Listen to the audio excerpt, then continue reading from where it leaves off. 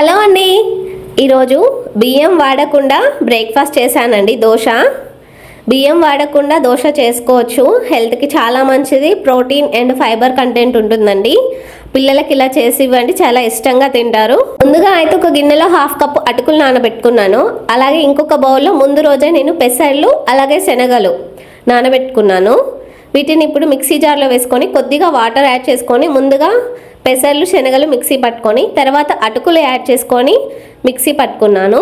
ఇప్పుడు ఈ బ్యాటర్లో కొద్దిగా సాల్ట్ వేసుకొని దోశ బ్యాటర్ లాగా కలుపుకోవాలి. వెంటనే వేసుకోవచ్చు అండి దోశలు మనం, కాకపోతే కొద్దిగా మందంగా వేసుకుంటే సరిపోతుంది. బియ్యం వాడట్లేం కాబట్టి అటుకులు వాడుతున్నాం కాబట్టి కొద్దిగా మందంగా వేసుకొని రెండు పక్కల కాల్చుకుంటే మనకి healthy and protein rich breakfast అయితే రెడీ అయిపోయిందండి. ఇలాంటి మరెన్నో హెల్దీ బ్రేక్ఫాస్ట్లు అలాగే ఇన్స్టెంట్ బ్రేక్ఫాస్ట్లు అయితే మన ఛానల్లో చూపిస్తానండి. తప్పకుండా మన ఛానల్ని సబ్స్క్రైబ్ చేసుకోండి కదా.